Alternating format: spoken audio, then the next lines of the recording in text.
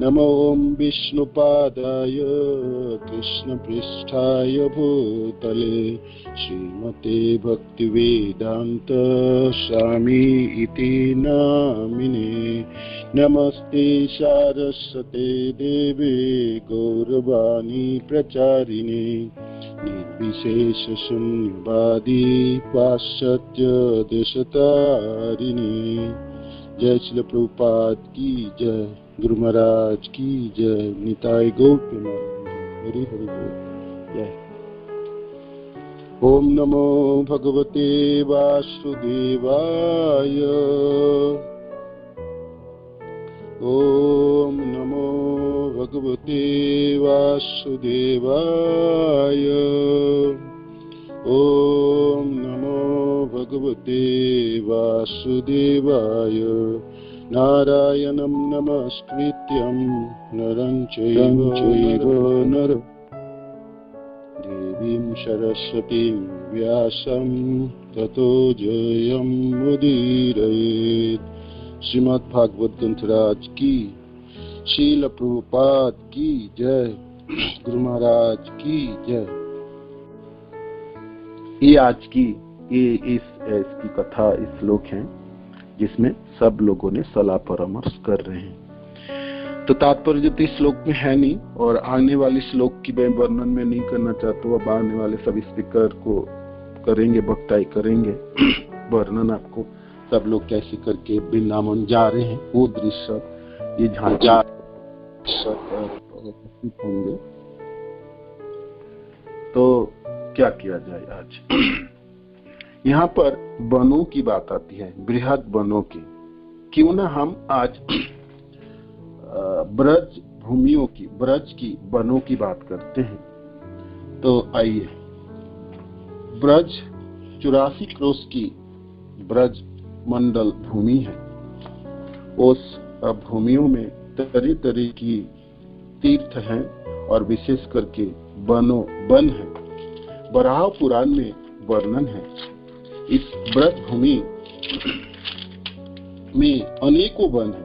84 crochet जैसे कि 12 जजन की भूमि है। तो इसमें 133 वन हुआ करते थे या होते हैं। तो जैसे कि इसमें 12 जो मेन जो है मेजर फॉरेस्ट है, जिसके बारे में हम वर्णन करेंगे आज। 12 महावन, इसमें 12 उपवन हुआ करते हैं, 12 प्रतिवन, आदि वन, ऐसे करके 12 तपोवन, 12 मक्ष वन, 12 कामवन, 12 अर्थवन, 12 धर्मवन, 12 सिद्धवन, ऐसे करके वर्णन है बुरा पुराण में विस्तृत। तो ब्रजभूमि तथा ब्रजमंडल ये सिर्फ त्रेता व इस दापर युगों की नहीं है, इससे पहले की भी इस तीर्थ भूमि तथा पवित्र भूमि है। विशेष करके मधुबन वगैरह, जिसे ध्रुव महाराज ने भी तपस्या की, और ये सब वर्णन आती हैं। तो ये हर युगों की तीर्थ भूमि है। तो इसमें बराह पुराण में वर्णित है, इसमें असंख्य वन है, और विशेष करके उसमें से वहाँ 133 वनों की वर्णन आती है। और इस 133 वनों में से जो मेन 12 वन है, जिसमें भगवान कृष्ण ने अपने लीला किए हैं, लीलास्थली है, भगवान कृष्ण की तरह तरह की लीलाओं हैं, वो 12 वनों की मैं वर्णन करता हूँ। जमुना जी के पूर्व दिशाओं में और पश्चिम तट में, पूर्व तट में 5 वन हैं और पश्चिम तट में 7 वन हैं। 7 और 5 12 वन हैं। पूर्व तट में जो 5 वन हैं, आज क्लास में इतनी समय हो गई जिससे हम वर्णन कर पाएंगे। तो पूर्व तट में जो 5 वन हैं, 12 महावनों में, 12 जो मेन फॉरेस्ट है ब्रजभूमियों के, उनमें से 5 वन हैं भद्रवन, लोहवन, बिल्ववन, महावन तथा बृहद वन, जिसकी आज श्लोकों में वर्णन है, महावन, और भांडीर वन। ये 5 वन जमुना जी के पूर्व तट में स्थित हैं। आज भी है और लोगों ने परिक्रमा करते हैं और वनों में आप सब जा सकते हैं, दर्शन कर सकते हैं। तो इस 5 वन कहते हैं जो ये बलराम जी की लीला स्थली विशेष करके, हालांकि दोनों ही वनों में कृष्ण बलराम जी की लीला है, किंतु ये है बलराम जी की वन है और comes under the patronage of Lord Balram ji के में अधीनों में आते हैं। और बाकी जो 7 वन हैं जो जमुना जी के पश्चिम तट पे हैं, वो है वृंदावन, खादीर वन, ताल वन, मधुवन, कुमुद वन, बहुला वन और काम्य वन। ये 7 वन जमुना जी के पश्चिम तट पे, western side of Jamuna ji. तो ये भगवान कृष्ण तथा कृष्ण की लीला स्थलियों में परिगणित होती हैं।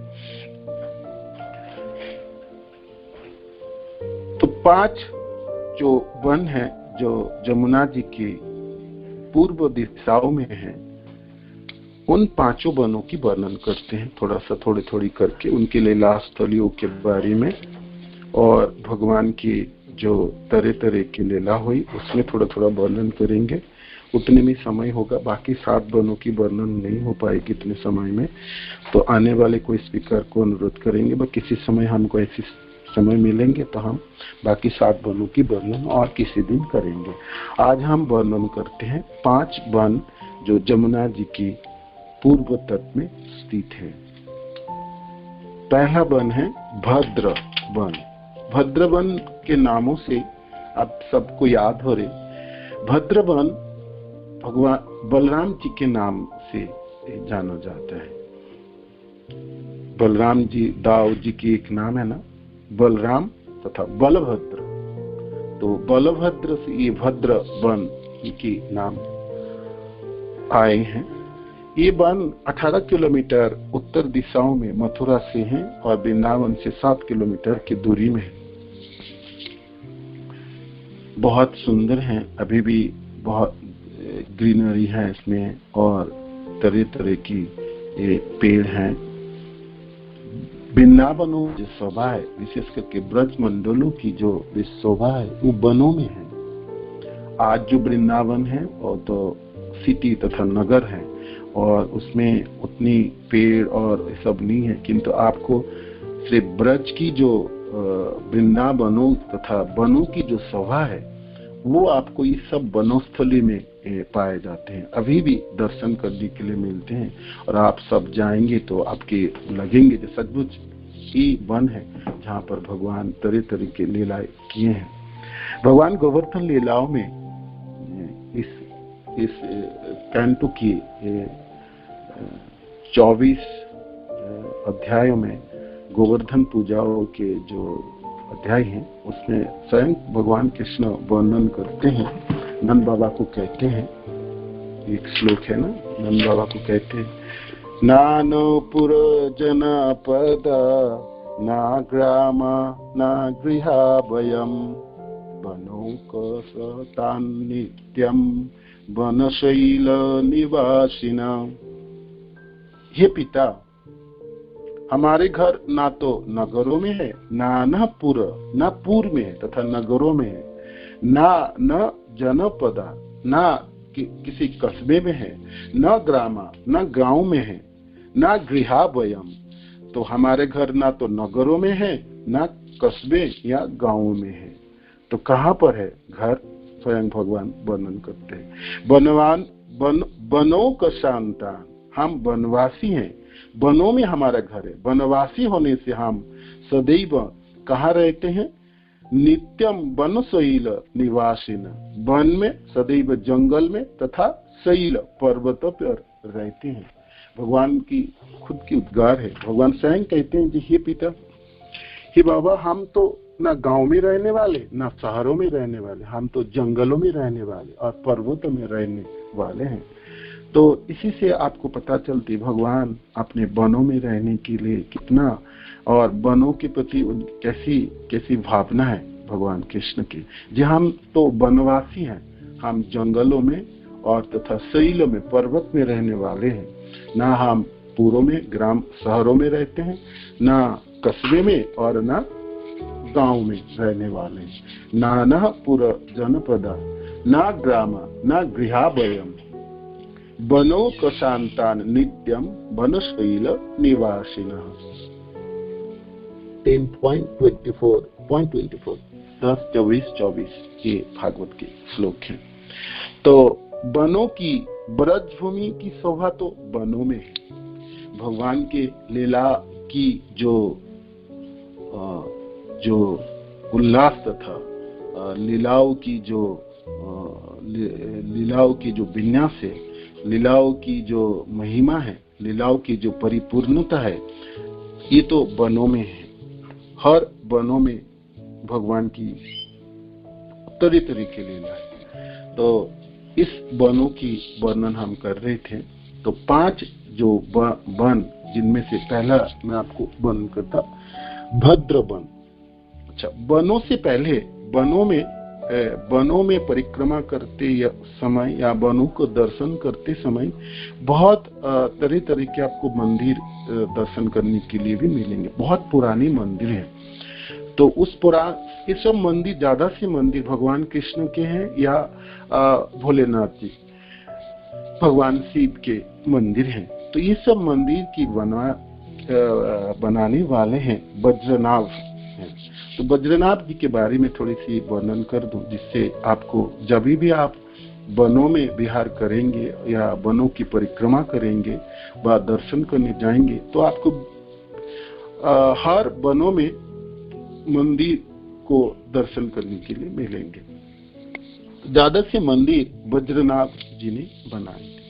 तो वज्रनाभ है भगवान कृष्ण के पर पोते के पुत्र है ना। भगवान कृष्ण और रुक्मिणी जी के पुत्र थे। कृष्ण और रुक्मिणी जी के पुत्र है प्रद्युम्न जी के बारे में एकादश स्कंद में भी वर्णन आएंगे, या इसमें से दशम स्कंद में ही वर्णन होंगे, द्वारका लीला में भी। प्रद्युम्न जी अपने मामा रुक्मी के भाई रुक्मिणी जी के भाई रुक्मी के पुत्री रुक्मावती से विवाह किए, और उनके जो पुत्र है उनके नाम है अनिरुद्ध। और अनिरुद्ध बाद में वो जो असुरों के पुत्री उषा से शादी किए, विवाह किए, और उनके पुत्र है वज्र तथा वज्रनाभ। तो भगवान कृष्ण के पोते के पुत्र, भगवान कृष्ण के पुत्र प्रद्युम्न के पुत्र अनिरुद्ध, और अनिरुद्ध के पुत्र ही वज्रनाभ। ये वज्रनाभ जब भगवान सब अपनी लीला समाप्त किए, स्वधाम प्रस्थान किए, अर्जुन, और जब सारे यदुवंश नष्ट हो गए और जब द्वारका पूरी समुद्र में लीन हो गए, तब अर्जुन बाकी सब जनों को लेके इंद्रप्रस्थ वापस आए। ये तो वर्णन महाभारत में मिलती है। और ये जो वज्रनाभ को उन्होंने मथुरा तथा इंद्रप्रस्थ दिल्ली के राजा बनाए, राजा बने। और परीक्षित महाराज भी वज्रनाभ से मिलने गए। ये सब वर्णन है महाभारत में आती है। तो जरासंध जी ने 18 बार आक्रमण किए थे मथुरा के, तो सारे ध्वस्त हो गए थे। और बाद में भगवान जब मथुरा को परित्याग करके द्वारकापुरी बसाए, तो कालक्रम में इस मथुरा जो प्रदेश है, ब्रज जो प्रदेश है, ये जंगल में परिगणित हो गया था और कोई रहते नहीं थे। बाद में जब राजा बनाया गया वज्रनाभ को, उन्होंने गांव बैठाए, शहर को स्थापन किए और तरह तरह के मंदिरों को स्थापन किए, और जनपद फिर दोबारा शुरुआत हुई। तो वज्रनाभ जी ने ये सब मंदिरों की स्थापन किए। तो ज्यादा से मंदिरों की आपको पुराना मंदिरों के दर्शन होंगे, उसके बारे में वर्णन होगी। तो आप वहाँ के लोगों से पूछ सकते हैं, या आप ब्रज परिक्रमाओं के जो पुस्तक है वहाँ भी पढ़ेंगे तो आपको पता चलेंगे इस मंदिरों के बारे में। या ब्रज दर्शन करके भी एक वेबसाइट है जिसमें आपको विस्तृत विवरण प्राप्त होती है इस वर्णों की, उसमें भी आप देख सकते हैं और पढ़ सकते हैं, और आपको पता चलेंगे कैसी अद्भुत इस लीला स्थली है और कैसे तरह तरह की लीला हुई और मंदिर इसमें विद्यमान है। तो ये जो भद्रवन है, भद्रवन में भगवान बलराम जी तथा कृष्ण ने बाल लीलाओं किए और गोचारण की भी लीला स्थली है। यहाँ पर भद्रेश्वर महादेव की मंदिर विराजमान है इस वनों में, भद्रवन में। और विशेष करके दाव भैया की ये खेलने की जगह है, ये जो वन है। और इनकी परिक्रमा 5 किलोमीटर की इस परिक्रमा इस वनों की तो अभी भी बहुत सुंदर है और परिक्रमा किया जाता है, जाते हैं, दर्शन कर सकते हैं और भगवान की लीलाओं की, वो लीला स्थलियों की आप जो प्रत्यक्ष दर्शन होंगे, अनुभव कर सकते हैं। उनकी धूलियों पे, उनके पेड़ों में और उस हवा में हो सकते आपको भगवान की खेलने की या भगवान की शरीरों की खुशबू आपको प्राप्त हो। आपके भाग्य बहुत भाग्यवान है, तो आप अनुभव कर सकते हैं। ये तो वो जगह है जहाँ दोनों भाई अपनी खेलने शुरुआत की खेल किए, गोचारण की तरह तरह के लीलाओं किए होंगे। तो ये भद्रवन के बारे में यहाँ पर दर्शनीय स्थान है भद्रेश्वर महादेव की मंदिर और हरियाली है और अभी भी बहुत सुंदर है। 5000 साल पहले की ये वन आज भी सद्गुरु अपने लीलाओं में विद्यमान है। और ठीक है, कलियों के प्रभाव से सबके ऊपर है, सब जगह में जंगलों को या पेड़ को काटा जा रहे हैं और बस जनपद स्थापित हो रहे हैं। तभी भी अभी भी भद्रवन में आप जाएंगे और परिक्रमा करेंगे और आप रहेंगे तो आप अनुभव करेंगे सचमुच भगवान की और भगवान के लीला स्थलियों की। भद्रवन विशेष करके हमारे ग्रुप में ये कमला मंदिर माता जी की ग्रुप सब ये वनों में भ्रमण कर रहे हैं, तो आप सब उन लोगों के साथ में भी जा सकते हैं। कथा कीर्तन, उस वनों की शोभा और उस वनों में तरह तरह के लीला स्थली और उनमें क्या क्या भगवान लीला के वो आपको वहाँ पर पता चलेंगे। एक दिन की परिक्रमा होती है और जाते हैं, और नहीं तो जो यूथ के ग्रुप है हमारे, वो लोग भी वनों में लेके जाते हैं टूर, तो उन लोगों के साथ भी जा सकते हैं आप इस वनों की दर्शन करने के लिए। भक्तजनों के साथ जाएंगे तो आपको कथा कीर्तन और प्रसाद होंगे। अकेला से ग्रुपों में जाने से, भक्तजनों के टोलियों में जाने से आपकी उस दर्शन, आपकी उस वनों की महिमा और विशेष करके सब चीजों को अच्छी से प्राप्त होगी और भक्त की संग तो प्राप्त होगा ही होगा, उससे तो ही है। दूसरी वन नाम है लोहा वन। लोहा वन से पता, लोहा शब्द से आपको इस वनों की तो आपको पता ही चलता है। लोहासुर नामक असुरों की से इस वनों के नाम लोहा वन पड़ा है। ये लोहा वन है जो मथुरा के नजदीक है और जरासंध जी ने जो 18 बार आक्रमण किए तो सारे सैन्यों को एकत्रित करके पूरे संसारों के लोगों सबको एकत्रित करके एकत्रित होते थे। ये वो जगह है जहां पर छावनी हुआ करता था जरासंध की सैनिकों की। और ये लोहोवन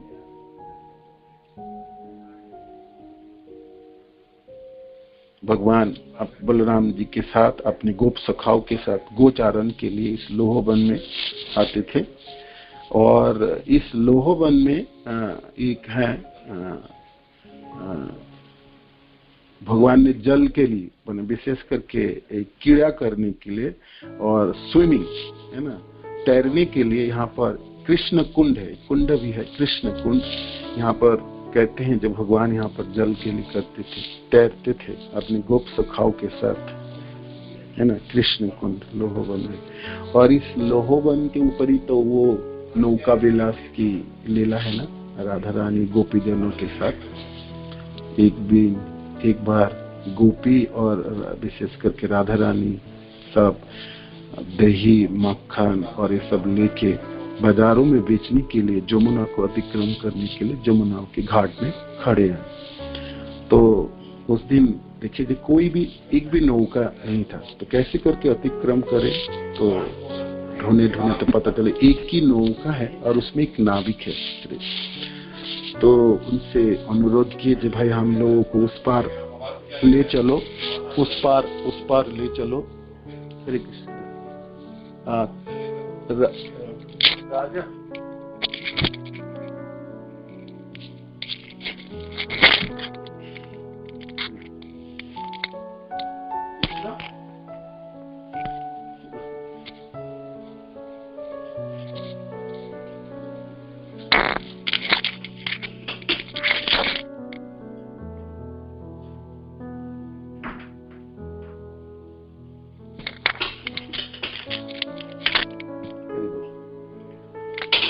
तो ये लोहवन के साथ जुड़े हुए वो लीला है नौका विलास की, जो वर्णन कर रहा था मैंने। हरे कृष्ण।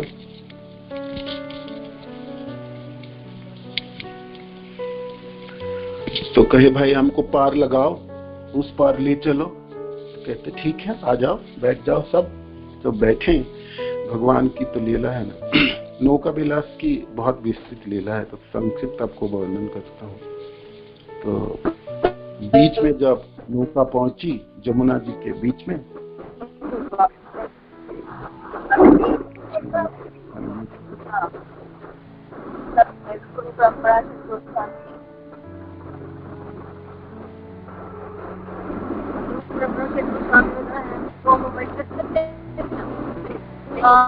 कर सकते हो।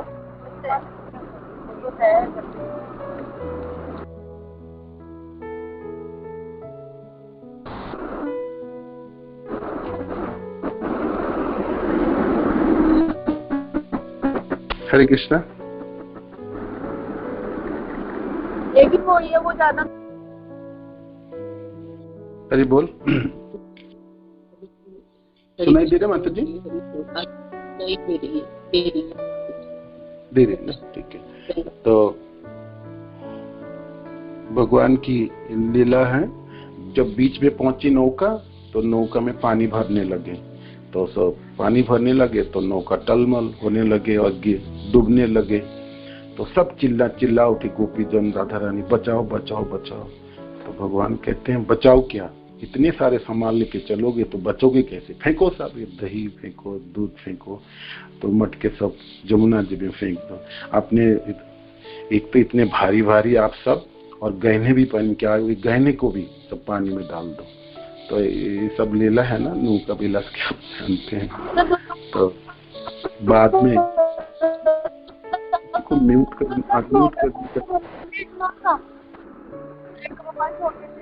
और दोस्त खिलाते हैं नहीं पे ऐसे करता, और टीका लगा रहा है, सारी आंखों में कर रहा है, सारा मुंह लाल लाल हो रहा है ऐसे।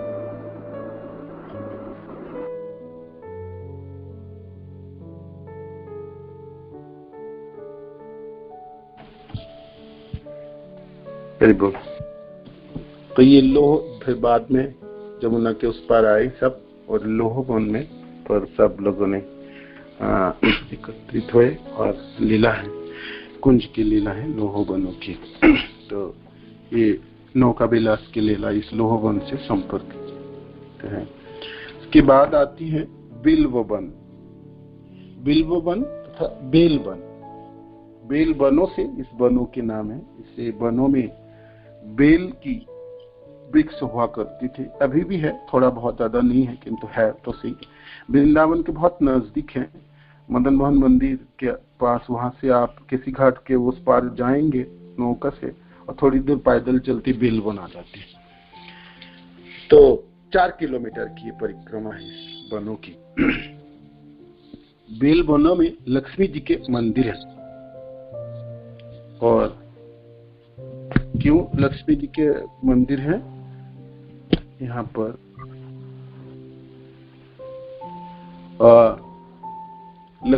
भगवान के रास लीला में भाग लेने के लिए लक्ष्मी जी ने भगवान को कहें कि मैं भी आपकी रास लीला में भाग लेना चाहता हूँ।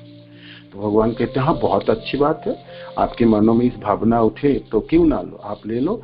आप एक काम करो, आप गोप के घर में जन्म ले लो, गोप माता के गर्भ से, और मेरे प्रति अनन्य प्रेम तो है ही आपका, तो गोप माता के उदर से जन्म ले लोगे तो, और मेरे कोई प्रियतम के रूप में और मेरे कोई एकमात्र उपासक के रूप में आप मनन करोगे तो मेरी रास लीला में भाग हो जाएंगे। तो लक्ष्मी जी कहते ना ना ना, मैं लक्ष्मी हूँ,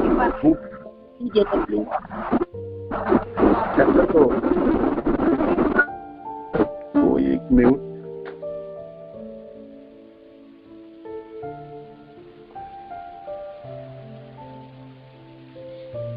तो मैं क्यों गोप के घर में जन्म लूं, मैं तो भाई लक्ष्मी हूँ, मेरे को गोप के ग्वालक के घर में मैं जन्म नहीं ले सकता हूँ, और ये सब ग्वालिन नहीं बन सकता हूँ मैं। तो भगवान कहते फिर तो आप रासलीला में भाग नहीं ले सकते हो। तो लक्ष्मी जी कहते कैसे नहीं ले सकता हूँ, मैं तपोबल से आपकी रासलीला में भागीदार बनूंगी।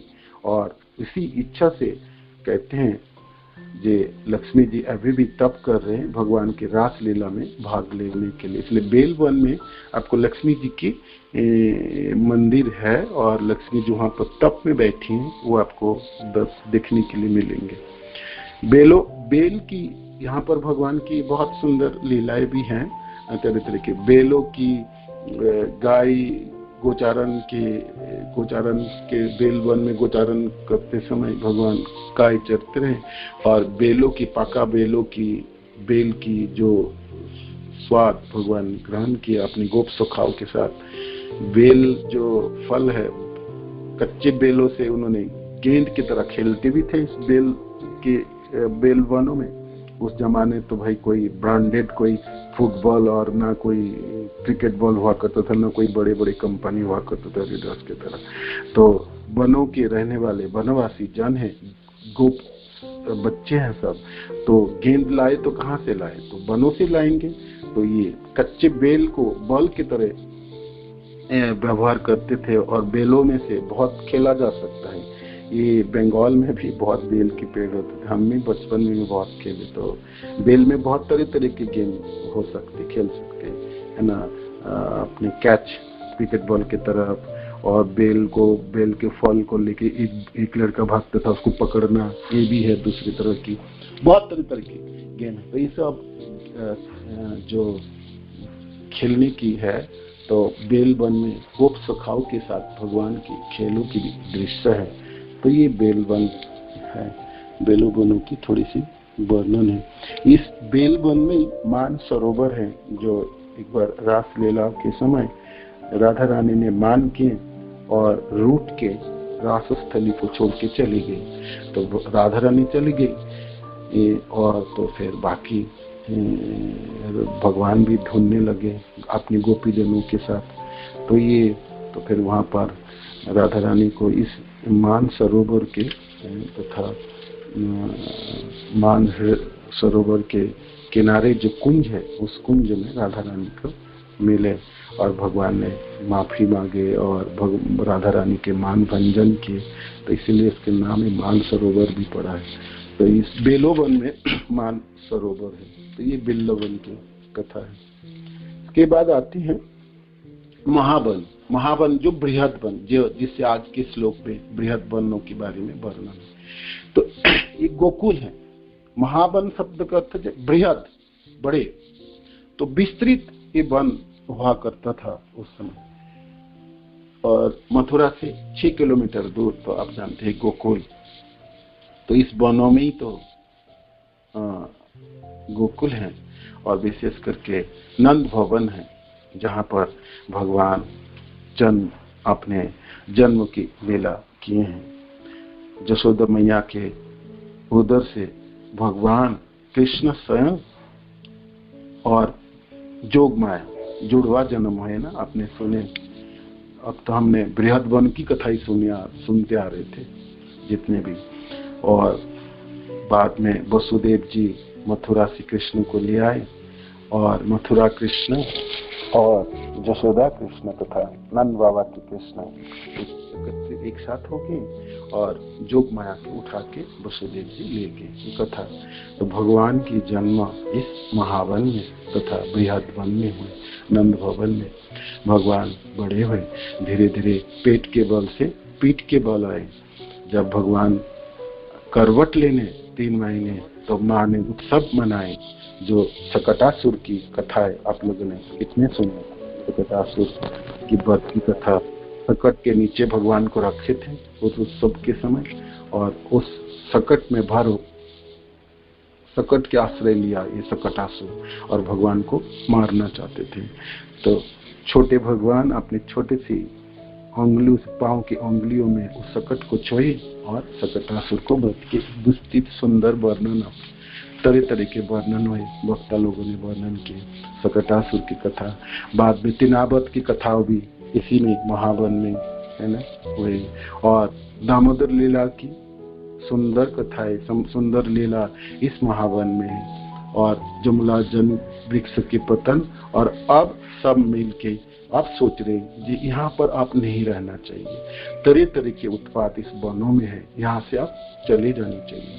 इस वनों में, इस जगहों पे, विशेष करके गोकुल में भगवान की चरणों की, छोटे भगवान जब जन्म लिए और पहली बार घर चलने लगे दोनों भाई, तो घर के बाहर आए और भगवान के चरणों के चिन्ह इस गलियों में, गोकुल में और महावन में स्थापित होने लगे। भगवान की माखन चोरी और माखन चोरी करके भागने की लीला इस महावन में ही है ना। और उलाहन की लीला, भगवान की धूली खेल की लीला, रमन रेती में धूली की लीला, धूली खेल की भी लीला, ये सब इसी महावन की लीला है भगवान कृष्ण की। तो बाल लीलाओं की, विशेष करके अभी तक दामोदर लीला तक की जो सुंदर और मोहित करने वाली समस्त लीला इस बृहद वन तथा महावन में संपादित की भगवान ने। भगवान की चरण, भगवान चलने, भगवान के माखन चोरी, ये सब सुंदर सुंदर लीलाएं इसी में वर्णित होती हैं। तो ब्रज में तो हर दिशाओं में भगवान की चरण चिन्ह है, किंतु विशेष करके महावन से उन्होंने शुरुआत की अपने खेलने की, अपने लीलाओं की आगे बढ़ाने की कार्यों के यहाँ से शुरुआत की है ना। मणिनूपुर बाचाल, मणिनूपुर बाचालम वन्दे तच्चरणं विभो ललितानि यदियानि लक्ष्माणि ब्रजवीथीषु।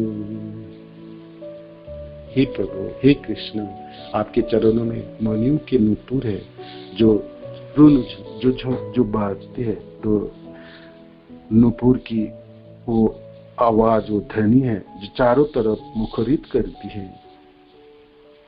वंदे तत् चरणम विभो, हे विभो, हे कृष्ण, आपको मैं वर्णना करता हूँ। लीला सुखदी कृष्ण का नामृत की मैं वर्णन करती हूँ। ललितानी अदियानी, आपके वो जो कमल चरण वो सब जगह में, लक्ष्मानी ब्रजवीथीषु, ब्रज के हर जगह पे दृश्यमान है आपके कमल चरणों की चिन्ह। आप चले हैं, अपने लीला किए हैं, आप भागते हुए माखन चोरी करते समय पकना पकड़ाए जाए, गोपी जनों भगा के आपको ले जा रहे हैं, और भागते तीव्र गति से भाग के आप माँ के तरफ, नंदालाई की तरफ जा रहे हैं। दोनों वृक्ष के बीच में से जमला अर्जुन को स्पर्श करते हुए नंदलाय में आप प्रवेश कर रहे हो और जसोदा मैया के आंचल को पकड़ के पीछे छुप रहे हैं। ये दृश्य आपके चरणों को वो चिन्ह और वो सभा रूपों की इस महावनों में है। इस महावनों में बृहद वनों की ये सब लीलाएं है। तब भगवान इस महावन को छोड़ के वृंदावन की तरफ प्रस्थान करेंगे, किंतु हम सब जनों, सब श्रोता और हम समस्त वक्ता जनों के श्रीमुख से महावनों में स्थित भगवान के अद्भुत सुंदर लीला हमने सुने। पूतनावत से शुरू करके इस दामोदर लीला के तक इस महावनों की लीला है। और आगे है और एक वन और रही है, वो है मेरे पास समय 7:19 है ना, थोड़ी सी हो जाएगी, भांडीर वन। तो 5 वन जो जमुना जी के पूर्व तट में है उनमें से है, और एक वन है भांडीर वन। भांडीर वन बहुत सुंदर, अभी भी अति सुंदर वो जगह है। भांडीर वन में भगवान की तरह तरह की लीला है, और समस्त वनों में से कहते हैं प्रधान जैसे अन्यतम, विशेष करके भगवान के अद्भुत सुंदर सुंदर लीला इस वनों में संपादित हुई है।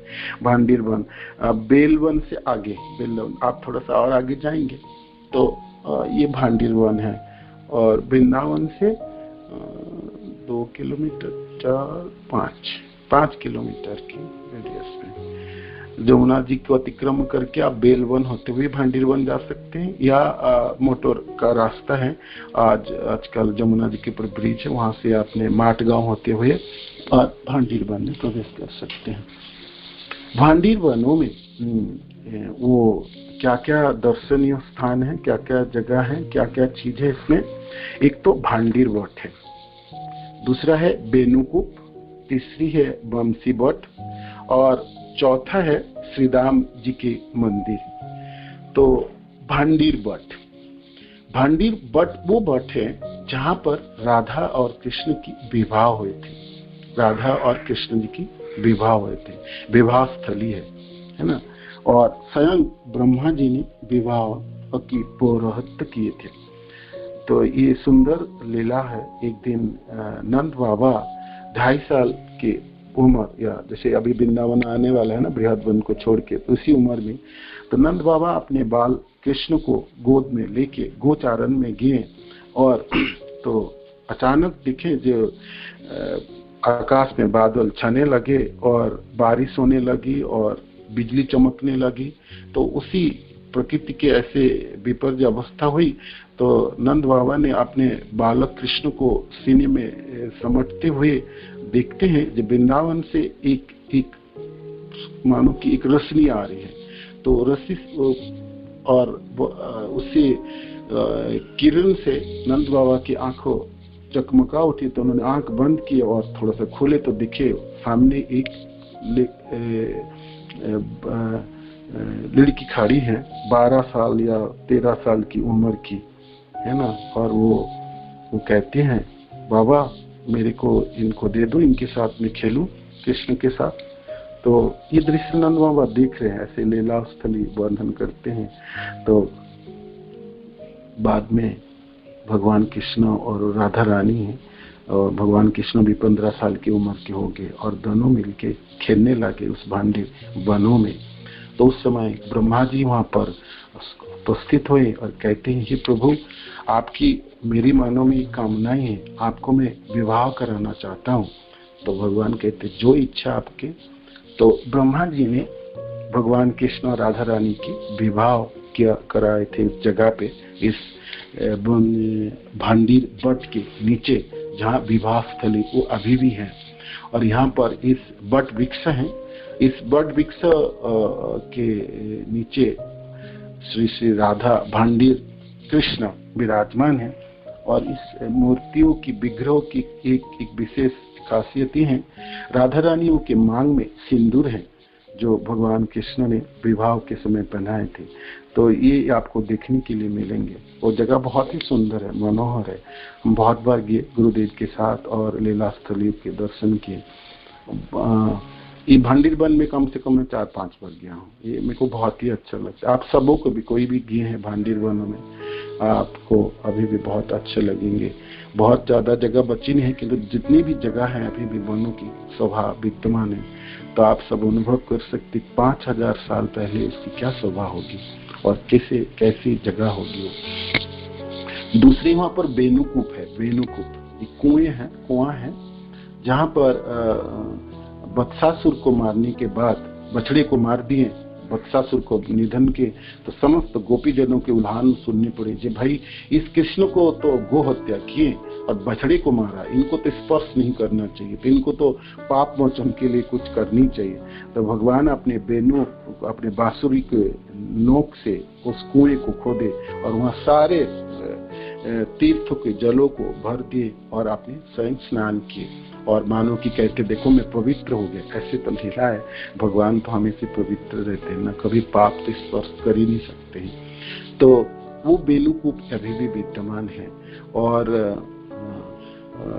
इनकी जल जो है तरह तरह के परिवर्तन होते हैं। वहाँ के जो ब्रजवासी हैं, जो रहने वाले हैं, वो गुरुदेव को बहुत अच्छी तरह से जानते हैं और उन्होंने हमेशा इस भांडीर वन में हमने बहुत बार गए भी हैं और हम लोगों ने विशेष करके रसाश्रय प्रभु के क्या दीक्षा भी यहाँ पर इस भांडीर वट के नीचे हुई, तो हम लोगों ने फीस्ट भी हुए और वहाँ के जो ब्रजवासी हैं उन्होंने कभी भी हम जाते हैं तो उन्होंने कुछ ना कुछ प्रसाद बना के देते ही हैं और निवेदन करते हैं। तो उन्होंने वर्णन कर रहे थे जो कूप है, बेनूकूप की जो जल है, तरह तरह के ऋतुओं में परिवर्तन लाते हैं। कभी कभी तो ये जल मानो कि दूध की तरह परिवर्तित हो जाता है। अद्भुत है इसकी महिमा।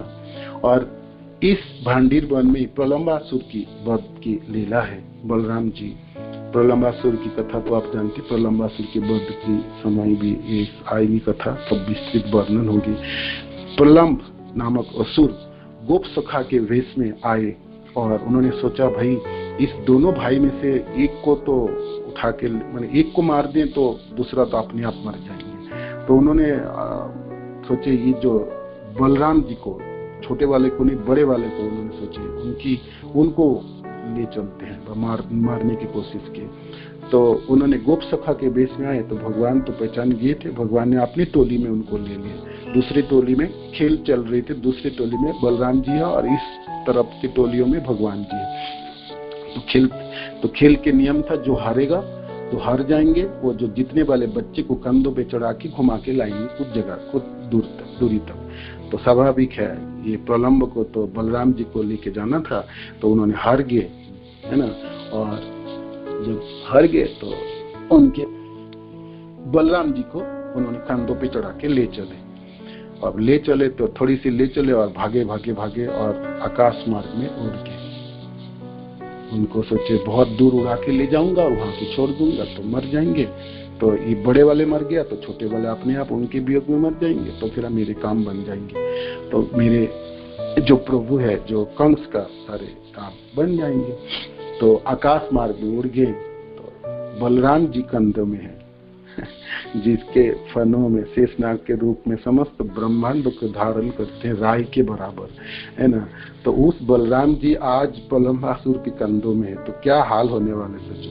बलराम जी अपने भार बढ़ाने लगे और अपने दोनों मुट्ठी को एकत्रित करके एक मुक्का मारे सिर पे, तो उसका सिर फट गए और वज्रपात की तरफ आके गिर पड़े मिट्टी पे बलराम जी उसके ऊपर। तो प्रलंबासुर की वध हुई। इस प्रलंबासुर के वधों की कथा भी इस भांडीर वनों में है। और तीसरी जो चीज है यहाँ पर बंसी बट, इस बट में चढ़ के भगवान अपने मधुर बांसुरी के तान छेड़ते थे। तो बांसुरी की जो बजाने की जो लीला है इस भांडीर वनों में, भांडीर वनों की तरह तरह के पेड़ों के नीचे बैठ के भगवान अपनी गोप सखाओं के साथ दोपहर के मध्याह्न के समय वनभोजन करते थे। तो सब कुछ बना के घर से आते थे और सब लोग एकत्रित होके इस भांडीर वन के पेड़ों के नीचे बैठ के वन भोजन की जो लीला है तो ये यहाँ पर है। और वो बंसी बट है। भगवान को जब गुरु जी लेके गए मथुरा, तो भगवान के प्रिय सखाओं में से अनतन सखा श्री दाम जी बहुत रोए और विनती की, आपके बिना ही सखा हम कैसे रहे और कैसे जीवन अतिवाहित करें, तो हो ही नहीं सकते हैं। तो रोते बिलखते हुए उस बंसी वट के नीचे श्री दाम जी अपेक्षा करने लगे कि अपने प्रिय सखा कब वापस आएंगे। भगवान मथुरा से तो वापस आए नहीं, मथुरा के मथुराधीश बने और बाद में द्वारका नगरी में बना के द्वारकाधीश बने। भगवान अपने श्री राम जी के पास वापस नहीं आए। तो श्री राम जी अपेक्षा करते रहे। उनकी अपने प्रिय मित्र के बिना कैसे जीवन अतिवाहित करें, कैसे काल को, समय को अतिवाहित करें। असंभव था, ये असंभव था, कैसे करें। अपेक्षामान उस श्री राम जी बैठे रहे कृष्ण के बिना। कब कृष्ण वापस आएंगे?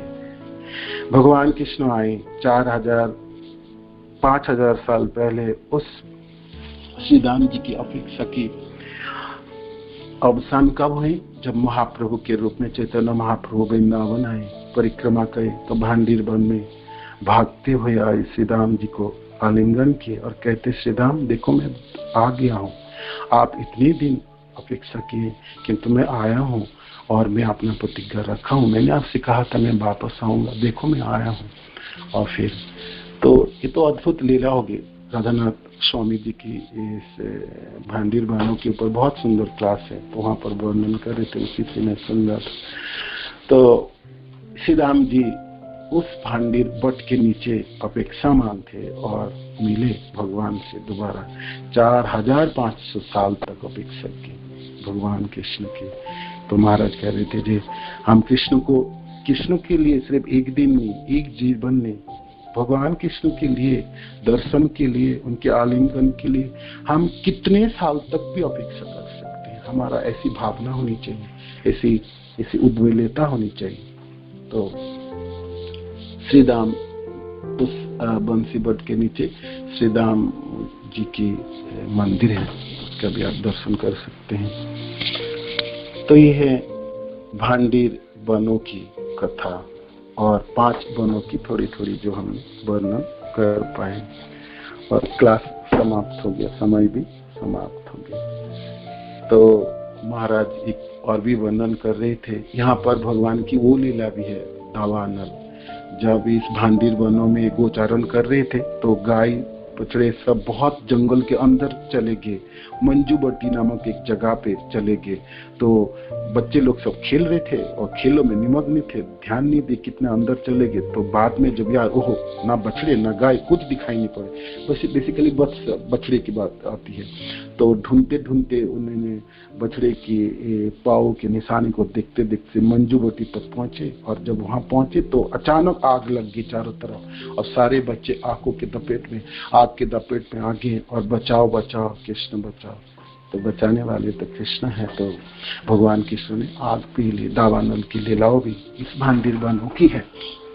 तो भगवान आग से उस सब को जीवित किए और बचा के लेके गए। तो महाराज कह रहे थे हम सब भी काम, क्रोध, लोभ, मोह, मद और मात्सर्य इस 5 अग्नियों में हर पर जल रहे हैं, है ना, संसार के दावानल से दग्धित है।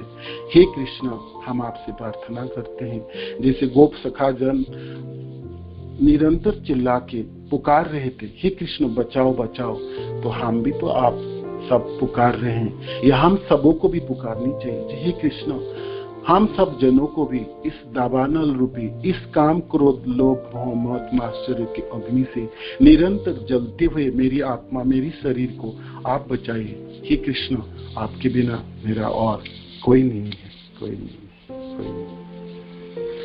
हरे कृष्णा। तो ये रही वनों की, विशेष करके बृहद वनों की बात।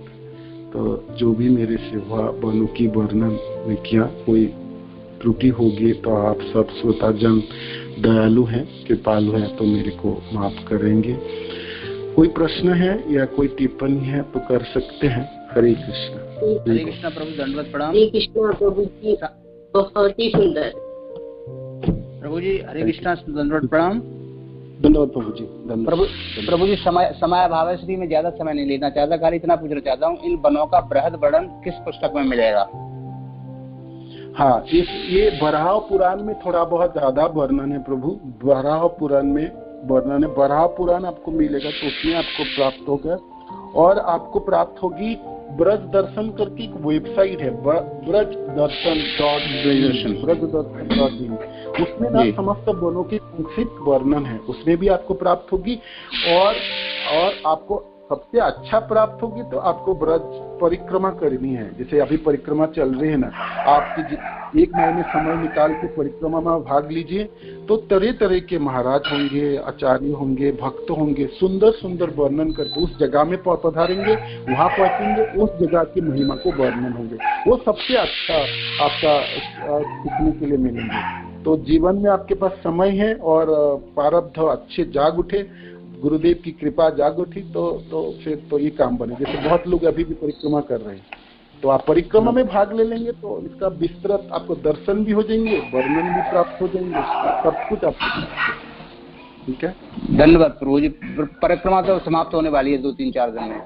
कोई बात नहीं, अगले साल आप इच्छा रखो ललुपता जी, हे कृष्ण आपके ब्रज भूमि जहाँ आपके लीलास्थली है, मैं कभी भी परिक्रमा कर पाऊँ और आपके प्रिय जनों के साथ, तो ऐसा आप कर सकते हैं। नहीं तो तब बढ़ाओ पुराण और मैंने जो आपको ब्रज दर्शन की वेबसाइट की बात की वहाँ पर मिल सकते। ठीक है प्रभु, बहुत बहुत धन्यवाद। धन्यवाद, प्रणाम प्रभु जी। यस माता जी। हरे कृष्णा प्रभु जी। प्रभु जी, ये क्या ही पॉसिबल है कि हमें कभी गुरुदेव ये वनों में ले जाए? आपने बहुत सुंदर वर्णन किया। बहुत, हाँ, क्यों नहीं पॉसिबल है, जरूर। हम जब, मेरे को याद है जब हम पहले जब हम लोग दीक्षा लिए और हम बहुत कम लोग थे, तो गुरुदेव के पास बहुत समय हुआ करता था उस समय, और हम बहुत कम टोली थे, तो गुरुदेव हम सबको लेके जाते थे, भांडीर वन, बेल वन, उन्होंने पर्सनली लेके गए, दर्शन कराए, वहाँ के महिमा वर्णन किए। मेरे को बहुत याद है, आज से 15 साल पहले की बात है ना, वो सब दृश्य में को अभी भी याद है। महाराज उसमें हम बहुत कम लोग, अब तो महाराज के पास बहुत शिष्य हुए, बहुत कम समय है, महाराज के और भी काम हुए, बाहर के प्रचार भी उनके बढ़ गए, सब जगह के काम अलीगढ़ मंदिर के वजह से। तभी भी हम महाराज से हम निवेदन कर सकते हैं और महाराज के साथ हम इस वनों में दर्शन कर सकते हैं। और दिल्ली के भक्तजन तो जाते हैं, सादरा के भक्त के ग्रुप, जैसे कमला मंदिर के माता जी के ग्रुप वनों में जाते हैं, वो लोग भी जाने लगे। और नहीं तो हमारे जो यूथ ग्रुप हैं वो लोग भी वनों में जाते हैं, वनों की टूर लगाते हैं, तो आप भाग ले सकते हैं माता जी, उसमें भाग ले सकते हैं। तो आपके पास समय है तो जब वो लोग जा रहे हैं आपको खबर प्राप्त हो जाएंगे, तो आप वृंदावन पधारिए, तो वहाँ पर आप वनों में जाके दर्शन कर सकते हैं। ठीक है, हरे कृष्णा। हरे कृष्णा प्रभु जी। हरे कृष्णा प्रभु जी। कमला मंजरी माता जी नेक्स्ट टाइम जाएंगी तो प्लीज उनका कांटेक्ट नंबर कुछ। हाँ जरूर, कमला मंजरी माता जी सुन रहे हैं तो जरूर है, नहीं तो उनकी जो भी मैं आपको दे दूंगा। वो लोग जाते हैं, वो बस में लेके जाती हैं, उनके पूरे ग्रुप जाते हैं और बहुत अच्छे हैं। पिछले बार भी गए हैं, रसाश्रय प्रभु वगैरह और ये माधुरी माता जी सब गए, और इस वनों में ये लोगों ने कथा कीर्तन होते हैं। बता देंगे आपको, जरूर आपको बता देंगे, फोन नंबर भी आपको दे देंगे।